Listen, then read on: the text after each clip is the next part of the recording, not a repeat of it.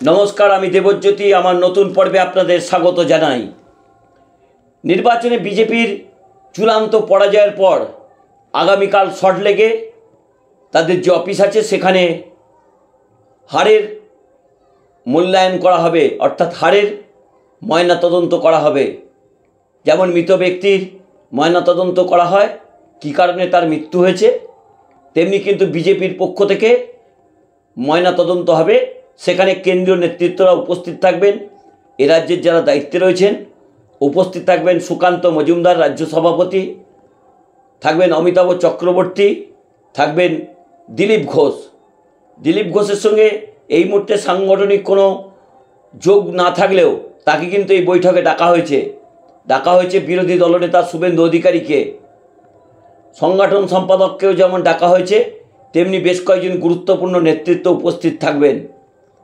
কারণ যেভাবে ভারতীয় জনতা পার্টির এ রাজ্যে সংগঠন আড়াআড়িভাবে বিভক্ত হয়েছে, তা নিয়ে কিন্তু বিজেপির অভ্যন্তরে গত কয়েকদিন ধরে কোন্দল শুরু হয়েছে। বিধায়কদের কিন্তু পক্ষে নিয়েছেন শুভেন্দু অধিকারী, কিন্তু সংগঠনের যারা দায়িত্বে রয়েছেন তারা কিন্তু দিলীপ ঘোষের হয়েই কিন্তু গত কয়েকদিন ধরে ব্যাট করছেন। দিলীপ ঘোষ তার পক্ষে যেমন জগন্নাথ সরকারকে পেয়েছেন, লকেট চট্টোপাধ্যায়কে পেয়েছেন, সৌমিত্র খাঁকে পেয়েছেন, তেমনি শুভেন্দু অধিকারী ছোট হলেও বেশ কয়েকজনকে তিনি তার পক্ষে আনতে পেরেছেন। যেমন আজকে মুখ খুললেন ময়নার বিজেপি বিধায়ক অশোক দিন্দা। তিনি ক্রিকেট খেলতেন, তিনি একজন বিখ্যাত বোলার ছিলেন। যেরকম জোরে তিনি বল করতেন সেরকমভাবেই তিনি আজকে দিলীপ ঘোষকে তীব্র আক্রমণ করলেন। তিনি বলেছেন, যিনি লড়াই করতে পারেন না তিনি পরাজিত হন, জো জিতা ওহি সিকান্দার। যে দিলীপ ঘোষের হাত ধরেই রাজনীতিতে আসা, যে দিলীপ ঘোষ তাকে টিকিট দিয়েছিলেন, সেই দিলীপ ঘোষের বিরুদ্ধেই আজকে মন্তব্য করছেন। দিলীপ ঘোষ যেটা গত কয়েকদিন ধরে বলছেন যে দলের ভিতরে তার বিরুদ্ধে কাটিবাজি হয়েছে, সেই জায়গাতেই কিন্তু আলোকপাত করেছেন এই ময়নার বিজেপি বিধায়ক। কারণ শুভেন্দু অধিকারীর পক্ষে তিনি দাঁড়িয়েছেন যে এই যে প্রার্থী নির্বাচন হয়েছে সেখানে নাকি শুভেন্দু অধিকারীর কোনো ভূমিকা ছিল না। বিজেপির কেন্দ্রীয় নেতৃত্বও স্বীকার করেছেন, সুকান্ত মজুমদার স্বীকার করেছেন, সংগঠন সম্পাদক তিনিও স্বীকার করেছেন। সেই জায়গাতে আজকে যেটা ঠিক হয়েছে যে আগামীকাল পর্যালোচনা বৈঠক হবে। তার আগে কিন্তু দিলীপ ঘোষ একদম ফুরফুরে মেজাজে, কিন্তু সংবাদ মাধ্যমে যে লোকটিকে সবসময় দেখা যেত মুখ খুলতে, তিনি কিন্তু আজকে একেবারে অন্য মেজাজে। দিল্লি থেকে ফিরে আসার পর থেকে তিনি সংবাদ মাধ্যমের সামনে কোনো কথা বলছেন না, তিনি একেবারে মুখ বন্ধ করে রয়েছেন। সে বিশ্বের প্রতিজ্ঞার মতো তিনি মুখ খুলছেন না। আগামীকাল কিন্তু দিলীপ ঘোষ মুখ খুলবেন। ইতিমধ্যে দিলীপ ঘনিষ্ঠদের কাছে দিলীপ ঘোষ যেটা আবেদন জানিয়েছেন যে আগামীকালের দিনটি অত্যন্ত গুরুত্বপূর্ণ। সেখানে কিন্তু আমি এখন থেকে বলে রাখছি, খুব বড় অঘটন না ঘটলে শুভেন্দু অধিকারী কালকের বৈঠকে উপস্থিত থাকবেন না। তিনি উত্তরবঙ্গে কোনো একটা কর্মসূচিতে যাবার পরিকল্পনা তার রয়েছে। এই পরিকল্পনা কবে তিনি করলেন? যেদিন এ রাজ্যে মিটিংয়ের ডেট ঠিক হলো, ঠিক তারপরে যেখানে তিনি যাবেন সেখানে স্থানীয় বিধায়কের সঙ্গে আমার কথা হয়েছে, তিনি এই সত্যতা স্বীকার করেছেন। সেই বিধায়কের নাম আমি এই মুহূর্তে বলছি না, তবে আগামীকালের যে বৈঠক সেখানে কিন্তু গুরুত্বপূর্ণ ভূমিকা নেবেন এই দিলীপ ঘোষ। মানে সম্মুখ সমরে নামার আগেই তিনি কিন্তু আজকে থেকে যুদ্ধের প্রস্তুতি তিনি নিয়েছেন। তিনি হঠাৎই দিলীপ ঘোষ যেখানে বিধানসভায় একেবারে যান না, সেখানে কিন্তু শুভেন্দু অধিকারীর একেবারে অবাধ বিচরণ ক্ষেত্র, সেই বিধানসভায় তিনি গেলেন। বিধানসভার যারা সরকারি রিপোর্টাররা থাকেন তাদের সঙ্গে যে খোঁজ মেজাজে গল্প করলেন, কাউকে কাউকে তিনি জড়িয়ে ধরলেন, তারা চা খাওয়ালেন, মিষ্টি খাওয়ালেন। কারণ বহুদিন তিনি বিধানসভার সদস্য ছিলেন, এই রিপোর্টারদের সঙ্গে তার সম্পর্ক অত্যন্ত ভালো। আজকে দিলীপ ঘোষ কেন গেলেন? তিনি যেহেতু পেনশন পান, সেই পেনশন সেকশনে তো গেলেন না। কোনো কর্মসূচি তার যদি থাকতো কারোর সঙ্গে দেখা করার, সেরকমও কিছু ছিল না। সৌজন্য সাক্ষাৎ করতে দিলীপ ঘোষ পৌঁছে গেলেন বিধানসভার অভ্যন্তরে এবং সেখানে একেবারে খোশ মেজাজে পুরনো পরিচিতদের সঙ্গে তিনি কথা বললেন, আড্ডা দিলেন, গল্প করলেন। তারপরে সেখান থেকে বেরিয়ে দিলীপ ঘোষ কোথায় গেলেন? মুরলীধর সেন লেনে। অর্থাৎ দুটো জায়গায় কিন্তু দিলীপ ঘোষের কাছে বেশ কয়েকদিন ধরে অপরিচিত ছিল। এই মুরলীধর সেন লেনের যে ওপরতলার ঘরে তিনি বসতেন, সেই ঘরেও চাবি দেওয়া ছিল। সেই চাবি কিন্তু দিলীপ ঘোষ গত কয়েকদিন আগে ভেঙে ফেলেছেন। সেখানে যে তিনি খোশ মেজাজে গল্প করলেন, সেখানেও কর্মীদের মধ্যে যথেষ্ট উচ্ছ্বাস। দিলীপ ঘোষ যখন মুরলীধর সেন লেনে ঢুকছিলেন, তখন কর্মীরা তাকে ঘিরে ধরে উচ্ছ্বাস দেখাতে শুরু করলেন। কেউ ব্যাচ পরে রইলেন, দিলীপ ঘোষের ছবি লাগানো ব্যাচ। ইতিমধ্যেই কি বিজেপি কর্মীরা ভাবতে শুরু করে দিয়েছেন আবার দিলীপ জামানা শুরু হবে রাজ্য বিজেপিতে? তিনি কি আবার সভাপতি পদে ফিরবেন? এই প্রশ্ন কিন্তু বিজেপির অভ্যন্তরে গত কয়েকদিন ধরে ঘোরাফেরা করছিল।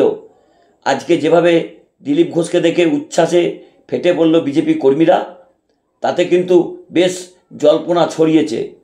আজকে দিলীপ ঘোষ যে কয়েকটি জায়গায় গেলেন, সেখানে ছবিটা আপনাদের একটু দেখাই, তাহলে আপনাদের কাছে আরও পরিষ্কার হবে শুভেন্দু অধিকারীর বিরুদ্ধে কিভাবে সম্মুখ সমরে নামার আগে দিলীপ ঘোষ তার রাজনৈতিক ঘুঁটি সাজাচ্ছেন।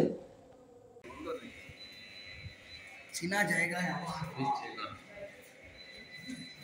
জায়গায় আবার বাহ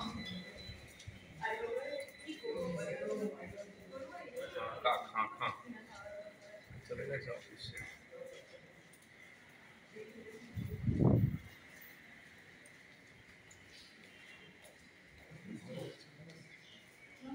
নমস্কার, কেমন আছেন?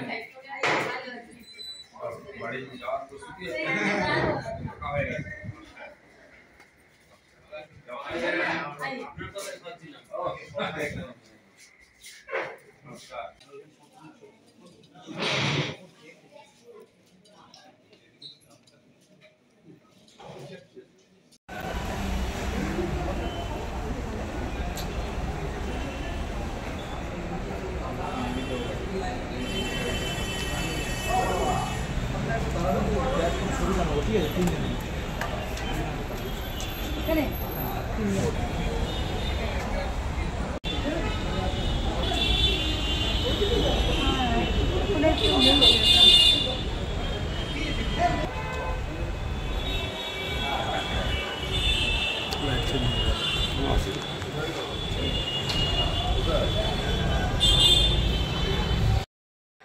আপনারা ছবিটা দেখলেন যে দিলীপ ঘোষের আজকের কি কর্মকাণ্ড। তিনি কিন্তু সারাদিন একটি কথা বললেন না, কারণ যিনি টিভির ক্যামেরা দেখলেই মন্তব্য করেন, বিজেপি কর্মীরা সেই মন্তব্য শুনতে ভালোবাসেন, কারণ গরম গরম বক্তব্য রাখতে দিলীপ ঘোষ কিন্তু পটু।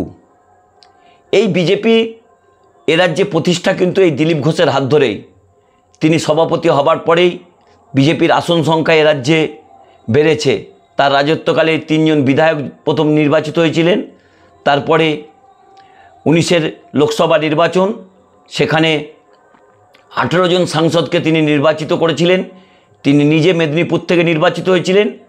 তারপরেও 21-এর যে বিধানসভা নির্বাচন হয়েছে, সেখানেও 77 জনকে তিনি নির্বাচিত করেছিলেন। অর্থাৎ দিলীপ ঘোষকে আর কোনো রাজনৈতিক পরীক্ষা কিন্তু বিজেপির অভ্যন্তরে দিতে হবে না। কিন্তু দিলীপ ঘোষ যেভাবে আগামীকালের জন্য প্রস্তুতি নিচ্ছেন, তা কিন্তু অত্যন্ত গুরুত্বপূর্ণ। কারণ দিলীপ ঘনিষ্ঠদের সঙ্গে কথা বলে সেই মন্তব্যই কিন্তু আমরা শুনতে পাচ্ছি। অর্থাৎ আগামীকাল যে দিনটি আসবে, যদি শুভেন্দু অধিকারী উপস্থিত থাকেন, তাহলে কিন্তু সম্মুখ সমর কেন্দ্রীয় নেতৃত্বের সামনে যথেষ্ট জমে যাবে। কিন্তু আমরা যেটুকু জানতে পারছি, সম্ভবত আগামীকালের বৈঠকে থাকবেন না শুভেন্দু অধিকারী। তিনি পরিকল্পিতভাবেই এই প্রোগ্রামটি অ্যাভয়েড করবেন। ইতিমধ্যে তিনি কিন্তু তার একটা বার্তা দিয়ে রেখেছেন যে সংগঠনের ব্যাপারে আমার কোনো ভূমিকা নেই, যদি দল নির্বাচনের কোনো প্রচারের জন্য বলেন তখন তিনি আসবেন। তাহলে শুভেন্দু অধিকারী এতদিন পর্যন্ত যেভাবে বকলমে ভারতীয় জনতা পার্টির এই রাজ্যের সংগঠন চালাতেন বলে অভিযোগ, তা কি সালে সঠিক নয়? তিনি কি 28 জন প্রার্থীকে চয়ন করেননি? বেশ কিছু প্রশ্ন কিন্তু ইতিমধ্যেই রয়েছে। তবে আগামীকালের সম্মুখ সমর কিন্তু যদি হতো, তাহলে কিন্তু বাংলার রাজনীতিতে একটা নতুন দিক খুলে যেত। শুভেন্দু অধিকারী যেভাবে অ্যাভয়েড করছেন, আমার কিন্তু সেই মুকুল রায়ের কথা মনে পড়ে যাচ্ছে। মুকুল রায়ের যেভাবে ভারতীয় জনতা পার্টিতে অবস্থা হয়েছিল, আগামী কয়েক বছরের মধ্যে শুভেন্দু অধিকারী কিন্তু একই অবস্থার মধ্যে পড়বেন বলে রাজনৈতিক বিশেষজ্ঞরা বলছেন। কারণ যেভাবে তিনি দলের মধ্যে কোণঠাসা হয়ে পড়ছেন, শুধুমাত্র বিধানসভার চৌহদ্দির মধ্যে তার যে জায়গা বেঁধে দেওয়া হয়েছে, সীমানা তৈরি করে দিয়েছে কেন্দ্রীয় নেতৃত্ব, তাতে শুভেন্দু অধিকারী এখন কি করবেন? তবে এখন রাতের ঘুম নিশ্চয়ই শুভেন্দু অধিকারীর খুব একটা ভালো হচ্ছে না। কারণ ঘরে বাইরে বিপদের সামনে তিনি। শুধুমাত্র পূর্ব মেদিনীপুরে 2টি আসন ছাড়া তিনি কাউকে জেতাতে পারেননি। দলের মধ্যে কটাক্ষ শুনতে হচ্ছে। গত কয়েকদিন ধরে তিনি ক্ষমতার অভ্যন্তরে থেকে যখন যা খুশি করেছেন, কখনো দিলীপ ঘোষকে আক্রমণ করেছেন, কখনো সুকান্ত মজুমদারকেও চূড়ান্ত অপমানিত হতে হয়েছে তার দ্বারা। কিন্তু সুকান্ত মজুমদার অত্যন্ত বুদ্ধিধর। তিনি একজন শিক্ষিত মানুষ, অধ্যাপক। তার বোধ বুদ্ধি কিন্তু রাজনীতিতে ততটা পরিপক্ক না হলেও তিনি কিন্তু যথেষ্ট বুদ্ধিমান। তিনি যেদিন শপথ নিলেন, দিলীপ ঘোষের পায়ের হাত দিয়ে নমস্কার করে শপথ নিতে গেলেন। দিলীপ ঘোষের পায়ে হাত দিতেই শুভেন্দু অধিকারীর মাথায় হাত পড়ে গেল। তাহলে কি সুকান্ত মজুমদার, দিলীপ ঘোষ একসাথে হয়ে সম্মুখ সমরে তার বিরুদ্ধে লড়বেন? শুভেন্দু অধিকারী কিন্তু এই মুহূর্তে অত্যন্ত দুশ্চিন্তায় রয়েছেন। ইতিমধ্যেই কয়েকজন ঘনিষ্ঠ বিধায়কদের বলেছেন বেশ কিছু কথা, এবং শঙ্কর ঘোষকে, শিলিগুড়ির বিধায়ক, তাকে কিন্তু চিফ হুইপ করা হবে, ইতিমধ্যেই তিনি ঠিক করেছেন। আচ্ছা শুভেন্দুবাবু, আপনি বিরোধী দলনেতা, বিধায়কদের সঙ্গে বৈঠক না করে, প্রয়োজনে ভোটাভুটি না করে শঙ্কর ঘোষকে আপনি কেন চিফ হুইপ করতে চাইছেন? দলের কি সবুজ সংকেত আছে? দলের নেতৃত্ব কি আপনাকে সেই সংকেত দিয়ে রেখেছে? আপনি বিরোধী দলনেতা, আপনি করতেই পারেন। কিন্তু আমরা যেটুকু জানি, ভারতীয় জনতা পার্টির সংগঠনই হোক এবং পরিষদীয় দলই হোক, সবই কিন্তু দিল্লি থেকে ঠিক হয়।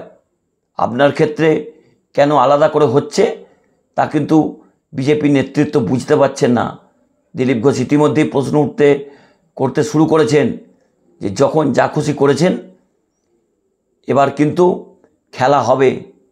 অর্থাৎ তৃণমূল কংগ্রেস যে খেলা হবার স্লোগান দিয়েছিলেন, সেই খেলা কিন্তু এবার বিজেপির অভ্যন্তরেও শুরু হবে। কারণ আমি কয়েকদিন আগে জানিয়েছিলাম, দিলীপ ঘোষ কিন্তু ছাড়ার পাত্র নয়। আরএসএস থেকে তার উত্থান, তিনি দেশের বিভিন্ন জায়গায় কাজ করেছেন, হাফ প্যান্ট পরে সংগঠন করেছেন, তিনি ভারতবর্ষের বিভিন্ন জায়গা ঘুরে বিভিন্ন সামাজিক কাজকর্ম করেছেন। কারণ সমাজ গঠনের কাজ করে এই আরএসএস। সেই কাজ দিলীপ ঘোষ বিভিন্ন জায়গায় করে এসেছেন। এত সহজে দম্বার পাত্র নন। তবে মেদিনীপুরের রক্ত দিলীপ ঘোষের শরীরেও আছে। শুভেন্দু অধিকারী তিনি কথায় কথায় বলেন, মেদিনীপুরে আমার জন্ম, স্বাধীনতার মাটি এই মেদিনীপুর, এখানে মাতঙ্গিনী হাজরার জন্ম, আরও কত কি মন্তব্য তিনি করেন। সেই মাটিতেই কিন্তু দিলীপ ঘোষের জন্ম হয়েছে। দিলীপ ঘোষও কিন্তু ছেড়ে দেবার পাত্র নয়। তবে আগামীকাল কেন্দ্রীয় নেতৃত্ব যদি শুভেন্দু অধিকারী উপস্থিত না থাকেন, তাকে কি বার্তা দেবেন সেটাই এখন দেখার। তবে সম্মুখ সমর থেকে শুভেন্দু অধিকারী যদি আগামীকালের অনুষ্ঠান ছেড়ে পালিয়ে যান, কর্মসূচি ছেড়ে পালিয়ে যান, তাহলে কিন্তু আরও একটা বড় রাজনৈতিক ভুল তিনি করবেন। তবে রাজনৈতিক বিশেষজ্ঞরা যে কথা বলছেন, যেভাবে মুকুল রায় ভারতীয় জনতা পার্টিতে এসে দমবন্ধ অবস্থায় তিনি পড়েছিলেন, এখন বর্তমান তার যা অবস্থা হয়েছে, শুভেন্দু অধিকারীরও রাজনৈতিক ভবিষ্যৎ কি সেরকমই হবে? তবে তার দিকেই তাকিয়ে আছে রাজনৈতিক মহল। নমস্কার, আমার এই পর্বটি যদি ভালো লাগে আমার পাশে থাকবেন, আমার চ্যানেলটি সাবস্ক্রাইব করবেন, বেল আইকনটি ক্লিক করবেন। শুভরাত্রি।